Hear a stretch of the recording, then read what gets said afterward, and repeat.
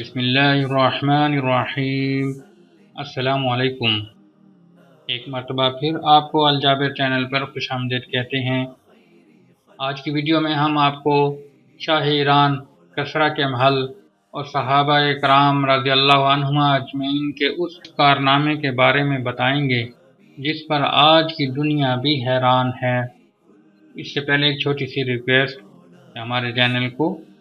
Subscribe کرنا نہ بھولیں اور ساتھ گھنٹی کے آئیکن کو بھی پریس کر دیں تاکہ ہماری ہر نئی آنے والی ویڈیو آپ کو سب سے پہلے مل سکے۔ تو جی دوستو، حضرت عمر رضی اللہ تعالی عنہ کے دور خلافت میں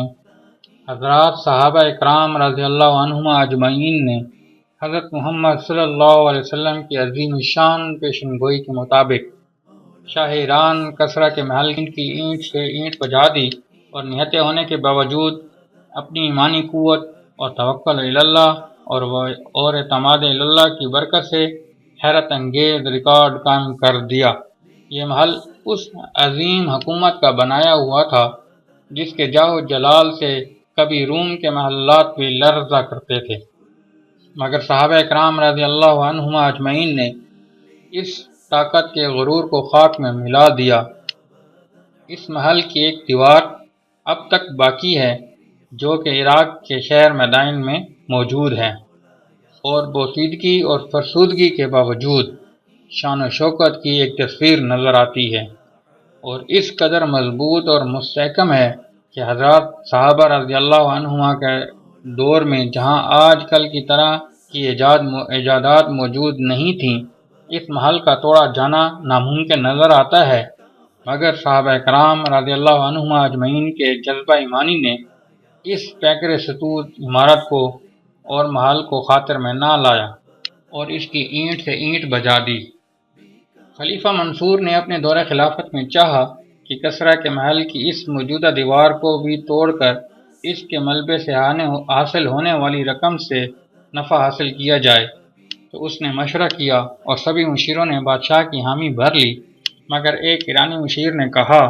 کہ آپ اس دیوار کو ہرگز نہ توڑوائیں، کیونکہ بعد کے لوگ جب دیکھیں گے کہ صحابہ رضی اللہ عنہم اجمعین نے ظاہری ضعف و کمزوری کے باوجود اور اس ایوان کے بادشاہ کے جلال و جبروت کے باوجود اس کو مقہور و مغلوب کر دیا، تو ان کو کوئی شک نہ ہوگا کہ یہ سب اللہ کے حکم سے ہی ہوا ہے اور اللہ ہی کی ان کے ساتھ تائید و نصرت رہی ہے۔ مگر بادشاہ کی سمجھ میں اس کی بات نہیں آئی اور اس نے اس دیوار کو توڑنے پر مزدور لگا دیے،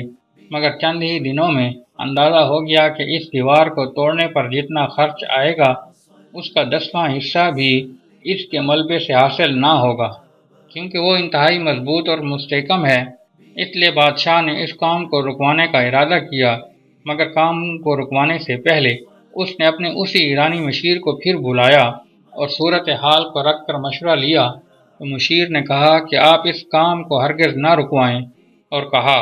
کہ میں نے پہلے جو مشورہ دیا تھا کہ آپ اس دیوار کو نہ توڑوائیں، اس کی وجہ یہ تھی کہ اس دیوار کے باقی رہنے سے صحابہ کرام رضی اللہ عنہم اجمعین کی ایمانی قوت اور طاقت کا اندازہ بعد میں آنے والے لوگوں کو ہوگا کہ ایسے مضبوط محل کو چند صحابہ کرام نے کس طرح توڑا ہوگا۔ اور اب میں جو مشورہ دے رہا ہوں کہ آپ اس کام کو نہ رکوائیں، وہ اس لیے کہ کام شروع کر کے رکوا دینے سے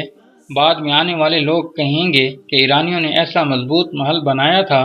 کہ اس کی دیوار کا ایک حصہ توڑنا بھی